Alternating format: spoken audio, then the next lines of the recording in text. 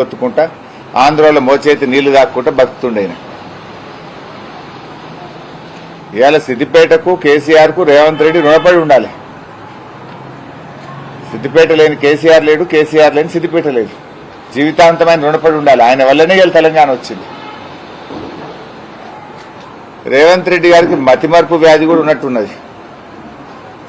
ఎందుకంటే గత 10 ఏళ్ళు ఏం మాట్లాడిండినా ఇదే రేవంత్ రెడ్డి గారు అభివృద్ధి అంతా మెదక్ జిల్లాకేనా, మొత్తం మెదక్ జిల్లానే అభివృద్ధి జరుగుతుందని కొన్ని వందల సార్లు మాట్లాడిండు, ప్రశ్నించిండు.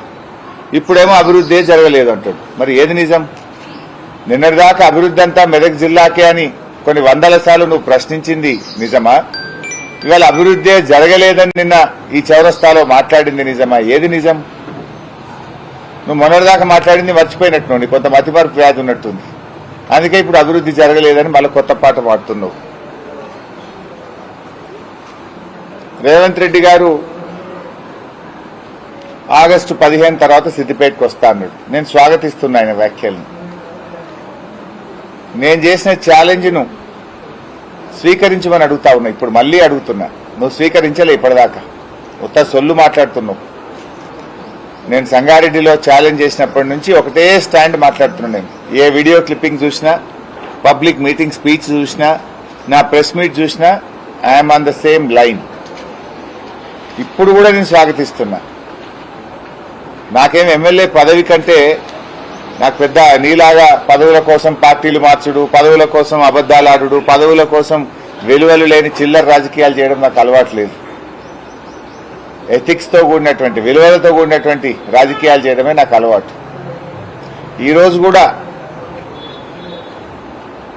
నేను నా స్టాండ్ మీద నిలబెడతా. రేవంత్ రెడ్డి వ్యాఖ్యలను స్వాగతిస్తున్నా, ఆహ్వానిస్తున్నా. I repeat my stand. 100 రోజుల్లో బాండ్ పేపర్ల మీద రాసిచ్చి 6 గ్యారంటీలు అమలు చేస్తామని చెప్పిన 6 గ్యారంటీలు అమలు చేయండి. 2 లక్షల రుణమాఫీ చేయండి. నేనే నీకు శాల్వ కప్తా. నేనే నిన్ను స్వాగతిస్తా సిద్దిపేటకు. నా రాజీనామా ఆమోదించుకుంటా. నాకు ఎమ్మెల్యే పదవి కంటే కూడా నా ప్రజలకు మేలు జరగడమే నాకు సంతోషం. తెలంగాణ ప్రజల కళ్ళల్లో ఆనందమే నా ఆనందం. ఒక వ్యక్తిగా నా పదవి కంటే కోట్లాది మంది ప్రజలకు మేలు జరిగితే అంతకంటే గొప్ప ఆనందం నాకు ఇంకోటి ఉండదు.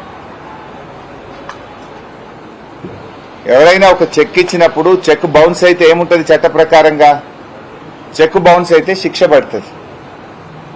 ఇవాళ 100 రోజుల్లో అమలు చేస్తామని చెప్పిన మీ బాండ్ పేపర్ బౌన్స్ అయింది. ఇవాళ మీకు శిక్ష పడాలి. సరే, ఇప్పటికైనా చెంపలేసుకొని క్షమాపణ చెప్పి 15 ఆగస్టు అని కొత్తగా మళ్ళీ దేవుళ్ల మీద ఒట్టు పెట్టినావు కదా, ఆ 15 ఆగస్టుకైనా 6 గ్యారంటీలు రుణమాఫీ చేస్తానని స్పష్టంగా చెప్పు.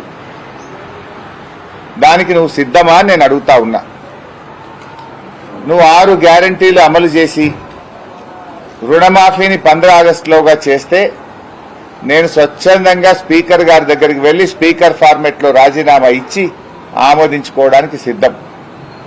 I stand by my word. మళ్ళా ఎన్నికల్లో పోటీ కూడా చేయను. నువ్వు సిద్ధమా రాజీనామాకు? ఒకవేళ చేయకపోతే కొడంగల్ చౌరస్తాలో నువ్వు ముక్కు నేలకు రాస్తావా అని నేను అడుగుతా ఉన్నా. నేను మొన్న చెప్పినా మళ్ళీ ఇవాళ చెప్తున్నా. మీరు అపాయింట్ చేసిన press academy chairman Srinivas Reddy గారికి నేను రాజీనామా పంపిస్తా. మీరు పంపించండి. 6 గ్యారంటీలు రుణమాఫీ 15 ఆగస్టులోగా నువ్వు చేస్తే నేను ఆమోదించుకుంటా.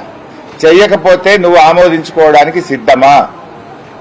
నేను సూటిగా అడుగుతున్నా. డొంక దిగుడొద్దు, డొల్ల మాటలొద్దు, చిల్లర రాజకీయాలు వద్దు. స్ట్రైట్ 100 రోజుల్లో 6 గ్యారంటీలు అమలు చేస్తామని బాండ్ పేపర్ మీద రాసిచ్చారు. కాళ్ళల్లో మొక్కారు, చేతులల్లో పట్టుకున్నారు. ఇలా 100 రోజులు దాటిపోయింది. సరే, ఇప్పుడు నువ్వు నయా నాటకం పెట్టినావు.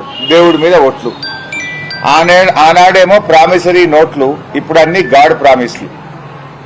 అసెంబ్లీ ఎన్నికల ముందు ప్రామిసరీ నోట్లు ఇచ్చి ఓట్లు వేయించుకున్నారు. ఇప్పుడేమో గాడ్ ప్రామిసులు చేసి పార్లమెంట్ ఎన్నికల్లో ఓట్లు వేయించుకోవడానికి, గండం ఎక్కడానికి నయా నాటకాన్ని తెరలేపారు. ఈ ప్రామిసరీ నోట్లు ఎందుకు? ఈ గాడ్ ప్రామిస్లు ఎందుకు? డైరెక్ట్ గా మనమే మాట్లాడదాం. 15 ఆగస్టులోగా 6 గ్యారంటీలు రుణమాఫీ చేస్తావా చేయవా? అయితే నేను రాజీనామా చేస్తా, లేదంటే నువ్వు చేయి అంటున్నా. కుల్ల ఊకే దేవుణ్ణి ఎందుకు ఇలా మధ్యలో? ఒకళ్ళేమో దేవుణ్ణి చూపించి ఓట్లు అడుగుతారు, ఇంకోళ్ళేమో దేవుని మీద ఒట్టు పెట్టి ఓట్లు అడుగుతున్నారు. ఇదేం నాటకాలు? ప్రజలకు మేలు జరగడం కన్నా నా ఎమ్మెల్యే పదవేం నాకు ముఖ్యం కాదు. ఇప్పటికైనా మీరు సిద్ధమైతే press academy chairman Srinivas Reddy గారికి మీ రాజీనామా లేఖ పంపండి. మీరు పంపిన 10 నిమిషాల్లో నేను పంపిస్తా. ఇప్పుడు నువ్వు ముఖ్యమంత్రి అయినారు, మీరు కొంచెం గౌరవంగా మాట్లాడితే, హుందాగా ఉంటే రాష్ట్రానికి మంచిది. ఇవాళ నువ్వు చేసిన అసందర్భ వ్యాఖ్యల వల్ల, మా మీద బురద జల్లాలని చెప్పి నువ్వు చేసిన పిచ్చి ప్రయత్నం వల్ల రాష్ట్రంలో పెట్టుబడులు రాకుండా పోయినాయి. రాష్ట్రంలో రియల్ ఎస్టేట్ రంగం కుదేలైపోయింది. ఇవాళ తిమ్మాయిపల్లికి చెందిన ఒక మహిళ మాట్లాడుతూ, బిడ్డ పెళ్లి పెట్టుకున్నాము, భూమి అమ్ముదామంటే